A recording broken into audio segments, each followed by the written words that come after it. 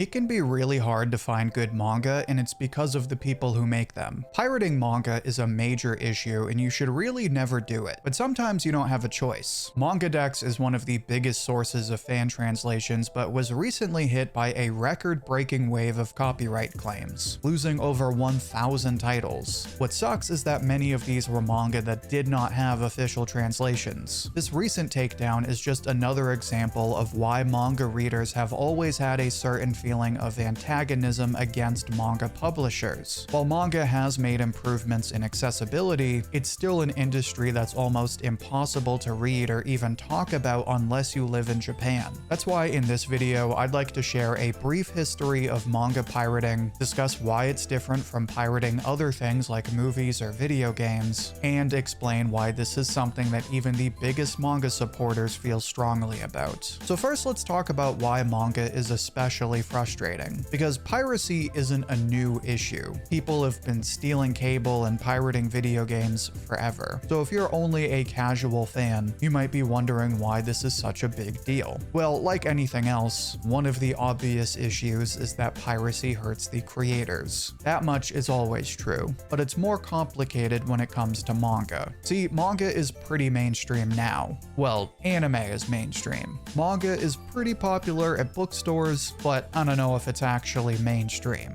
Regardless, manga is popular today, but this is only recently. Back in the day of Dragon Ball and Fist of the North Star, getting any manga outside of Japan was like walking into Mordor. It wasn't something you just did. See, most manga are released in magazines, and those magazines release on either a weekly or monthly schedule, which isn't that different from, say, comic books. But the problem is that they don't publish volumes in Japan until every 10 chapters or so. Then once it comes out in Japan, you have to wait even longer for the same volume to get printed in your language. And that's if that even happens. There's hundreds of manga that you can't get outside of Japan or that they just stopped making. For example, Dragon Quest: The Adventure of Dai is a big series from Weekly Shonen Jump. It's got not one, but 2 anime adaptations, and they even have a manga spin-off that's still running. But you can only buy the first 5 volumes in English, and there's 37.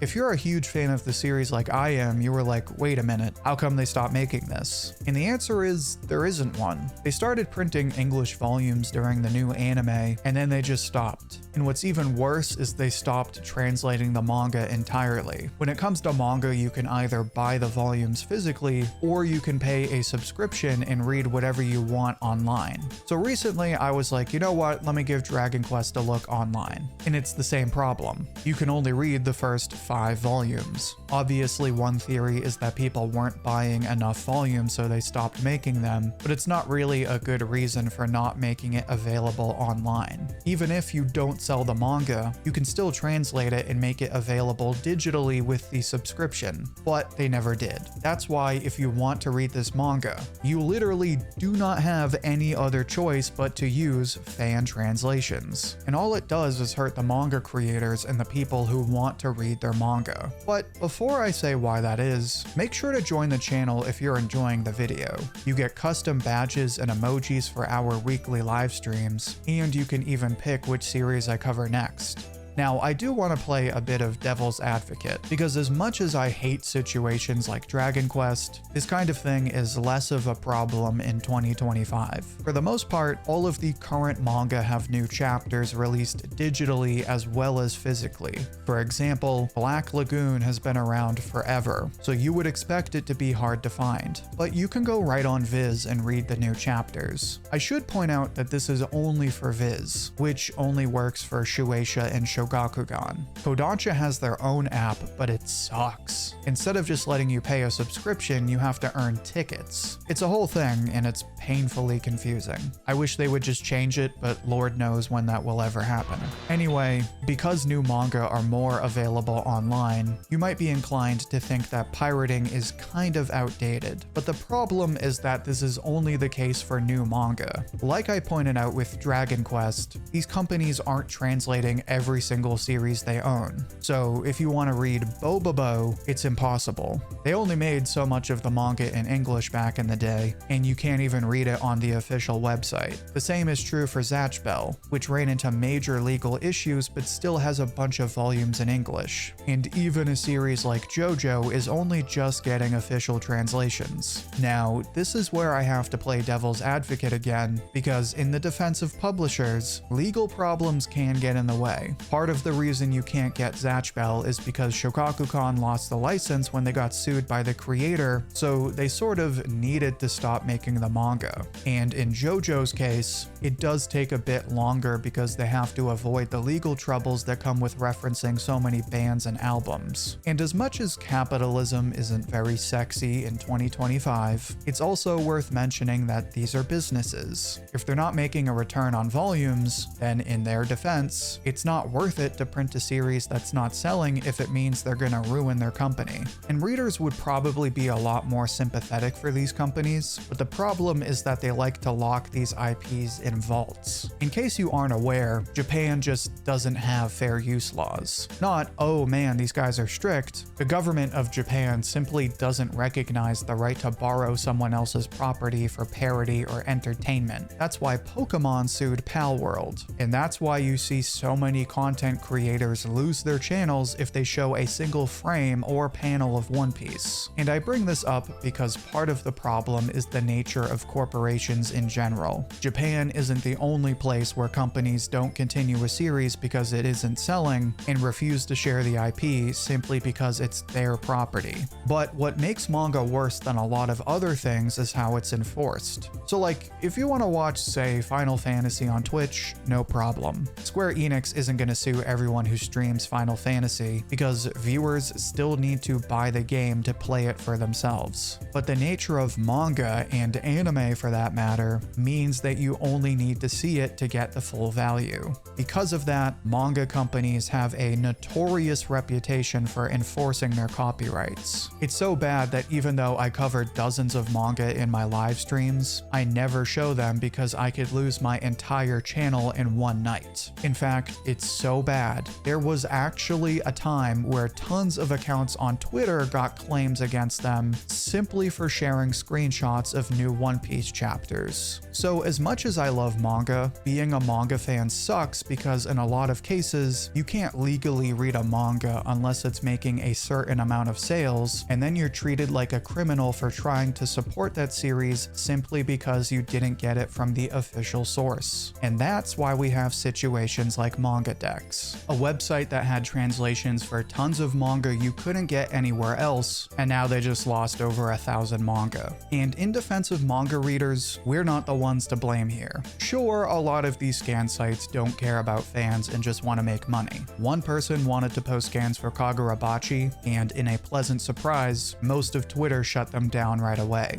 And sure, some people are just bums. They could have more money than God and still refuse to pay for manga. But for your typical manga reader, buying manga is an expensive and often inconvenient hobby. Let's say you want to read Attack on Titan. Just counting the main story, there are 34 volumes in total. Now, when I bought the manga back in the day, volumes were selling for like $11. So that means I had to spend roughly $374 to read the whole story. That's almost 10 times the price of a big version of Lord of the Rings, and it's almost 5 times the price of the new $80 Mario Kart. Do that for 5 series and you're out $1,000. Do that for 10 series and you just dropped over $3,000. Not to mention, you run out of room for your manga. I have a modest collection compared to hardcore fans, and I still have 3 6-foot bookcases. Most people don't have the time, space, and money to buy manga physically, and yet the people who want to support the creators still do it anyway. But on the rare chance you just want to read a manga digitally and the publisher doesn't allow you to, you're out of luck. So really, I think the solution is pretty simple. Just translate the manga and make them available digitally. You still have to pay for subscriptions, but this would be a great way to get more subscribers. Like if I know I can read literally any manga I want whenever I want from my phone, that's a pretty good reason to pay less than $10 a month instead of dropping $3,000 every year. That's really why manga fans hate publishers, even though they love manga manga creators. To be fair, it's not always that easy. Sometimes it's just not practical. But especially today when everything is online, the biggest cost you're looking at to put a manga online is paying translators, which they really don't even want to do, but that's a discussion for another video.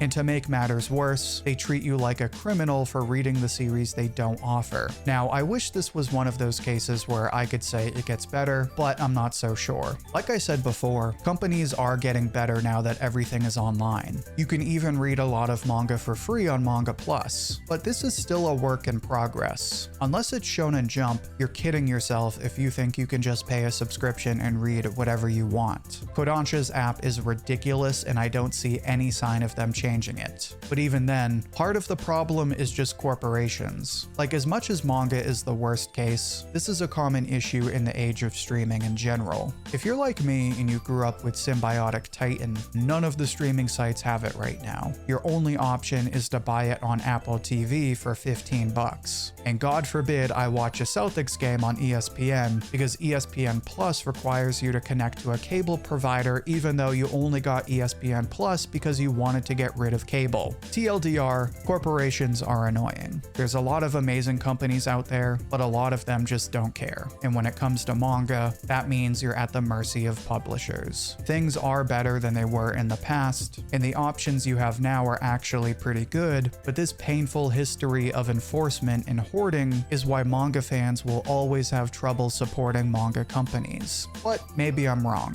Where do you stand? How do you get your manga? Share what you think down in the comments. I'll pick my favorite and share it as comment of the week. And don't forget to become a channel member. You'll get custom badges and emojis, you can pick which series I cover next, and you can even get credited in my next video. Also, check out my other discussions, which you can find in the playlist linked right here. Until then, thank you for watching, and I hope to hear from you soon.